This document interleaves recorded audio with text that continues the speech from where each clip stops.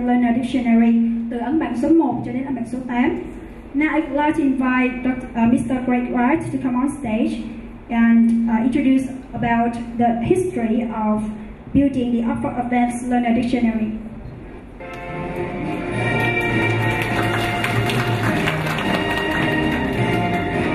The British Empire occupied a quarter of the world's countries, and so English started its journey to become an international language.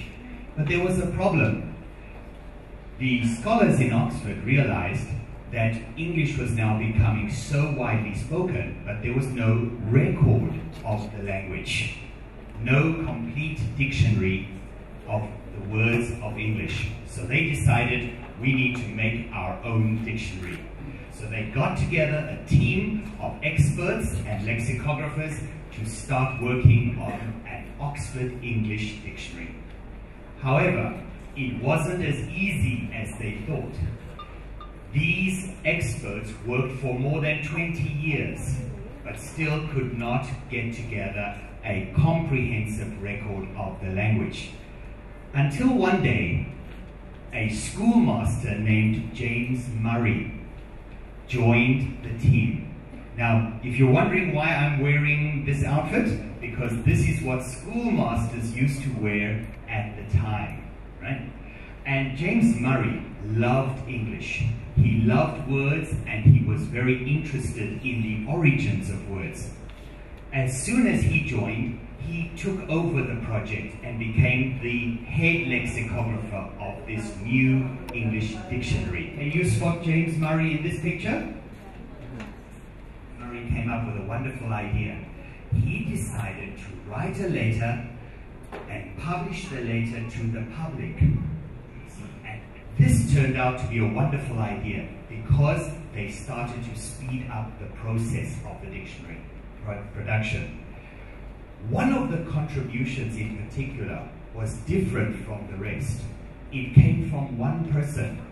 And why I say it was different, because it was very well written.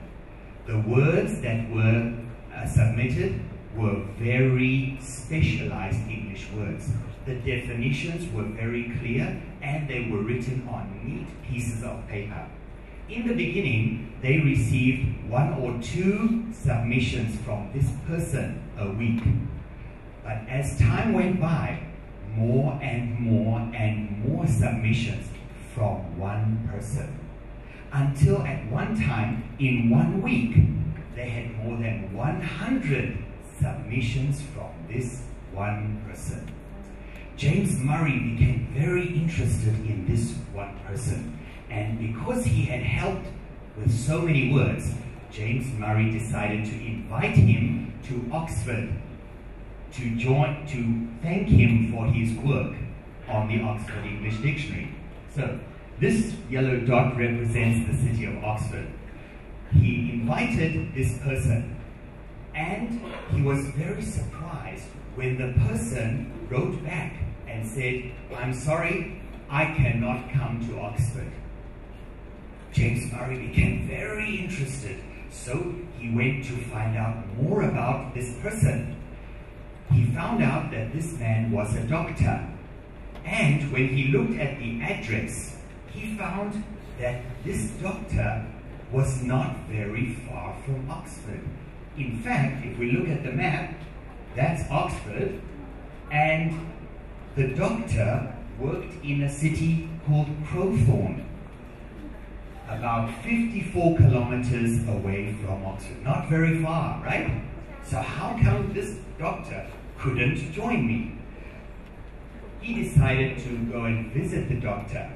When he looked at the address, he said, "Oh, my goodness, the doctor is in Broadmoor Mental Hospital."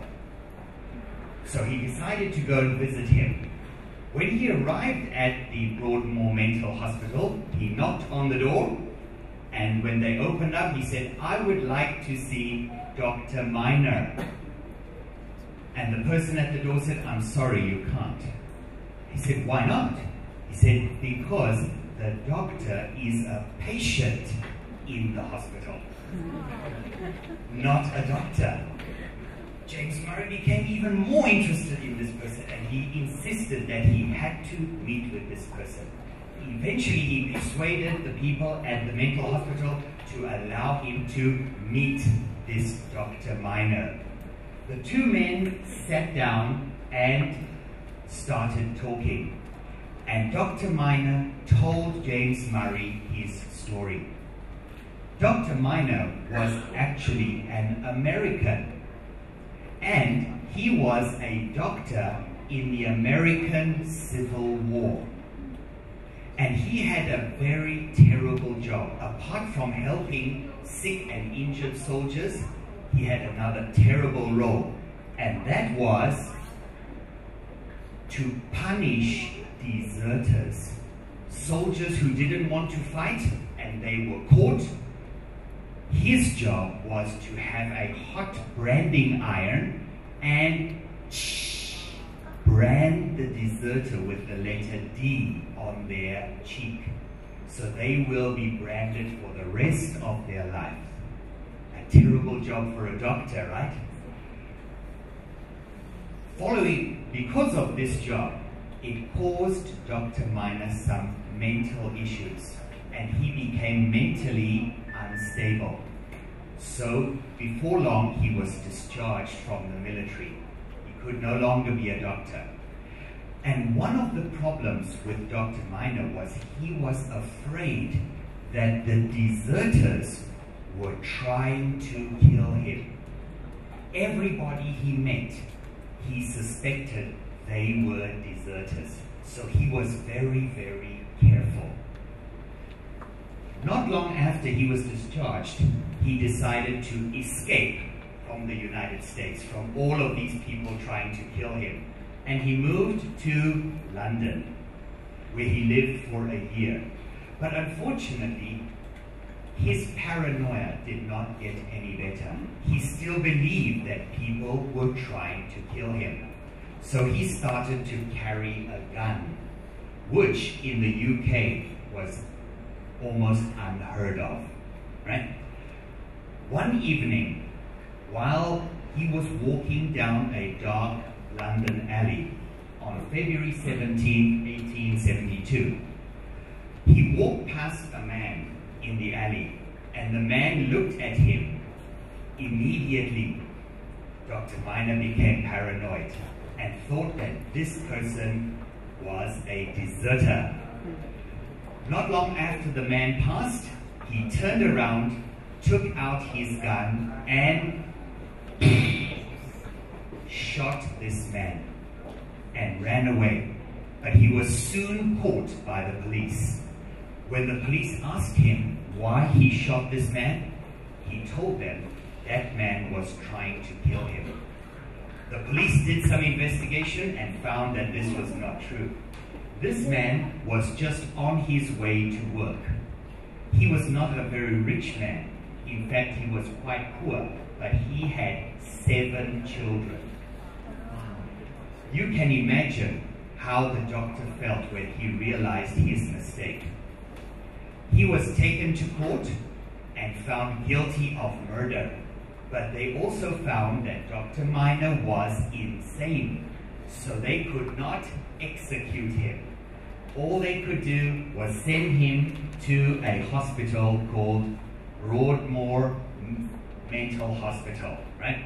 Where he stayed for the rest, or almost the rest of his life. Although Dr. Minor was a criminal, he was also a very intelligent man, and he loved reading. He read any and all books that he was given in the hospital. One day, he opened a book, and a piece of paper fell out of the book. He picked it up and read it. Do you know what piece of paper that was? The invitation from James Murray. He was very interested in this invitation and said, right, this is going to be my new life purpose, to contribute to this dictionary. And so he began work. They were ready to publish the Oxford English Dictionary. Would you like to take a look at the dictionary? Right, this is what it looks like. the first edition of the Oxford English Dictionary. This, ladies and gentlemen, is one dictionary. And it was published in 1928, and it had 10 volumes, right? Sorry, 10 volumes, 16,000 pages, more than 400,000 words, that many letters, took 70 years to publish, and if you put all the words in the dictionary in one line, it would take 286 kilometers. So that's a lot of English. This English dictionary contained all the words in English, including the longest word in English, which I have in my pocket here, right? Dun, dun, dun, dun, dun. Let me show you. Here we go. Dun, dun, dun, dun, dun, dun, dun, dun, dun, dun. Enough? More? Dun, dun, dun, dun, dun, dun, dun, dun, dun, dun. Pneumono ultramicroscopic silicovolcanoconiosis. Right? Any word in English was in an English learner. And that's where we come to the second part of our story and our second hero. This is Albert Hornby. He was born in 1898 in the UK, and when he was a young man, he was a sailor and traveled around the world. In 1924, he decided he had enough of traveling and he wanted to get married. So he went to his family and said, I'm getting married and I'm going to Japan. And within a month, he got married, and his wife and him got on the ship and traveled to Japan, where Mr. Hornby became an English teacher to Japanese junior high and senior high students. In his teaching, he realized that the students in Japan were studying English literature, but their English comprehension and communication ability was very poor. And that's when he started to teach communicative English, which we now know as ELT, English Language Teaching. He also discovered that the students did not have a good reference material, and he decided to create his own English dictionary for his students. He started work by thinking of words that he used in the classroom and then using simple definitions. When he found a definition, he went to his students and said, can you understand this? If his students said yes, then he would write it down in his book. If they said it was too difficult to understand, he would try to change it. He worked for many years in this way. And here you can see, this again was before we had computers. Everything had to be sorted out by hand. A tough job, right? But finally, after many years, he asked a Japanese printer to print 3 copies of his work. And he started to use it in his classrooms. They became very popular with his students, but he only had 3 books. And so the only solution was to have it published. And he thought that Oxford University would be a good publisher. So he decided to send one of his books to England and ask them to publish it. Right? So he sent it via Taiwan, Vietnam, Singapore, India, through the Suez Canal. But this was the time of the Second World War. Germany and the UK were at war. And while the ship entered the Mediterranean Sea, a German submarine spotted the ship and got it in its sights and blew up the ship and sent it to the bottom of the ocean. That was Mr. Hornby's second copy. How many copies did he have left? 1 more copy. That's all. Then something else happened. Japan attacked America at Pearl Harbor. So Japan and America were at war. And all the foreigners in Japan were arrested and put in jail. Arthur Hornby was one of them. He spent 1 year in a Japanese prison. But after 1 year, they decided to let all the foreigners go in exchange for Japanese prisoners. So they put all the foreigners onto a ship. But there was another problem. Nobody was allowed to take any luggage. You could only take the clothes you were wearing. Albert Hornby had this big book. What could he do? He decided to take the pages out one by one. Some of them he put in a friend's diplomatic pouch. But there was not enough space. So the rest of the pages he put in his clothes, in his pants, right? And walked onto the ship. Luckily, nobody found out. And he was able to make his way back to the UK safely. After he left Japan, all of his office, all of his papers, the rest of his work was destroyed when the Americans bombed Japan. So all he had was that one book. When he got back to Oxford, he showed this printing the Bible and paper from printing William Shakespeare's works. Now in the UK, those are the two most important publications, right? They took the paper from those publications and published the Oxford Advanced Learner's Dictionary. And it proved to be a very good choice.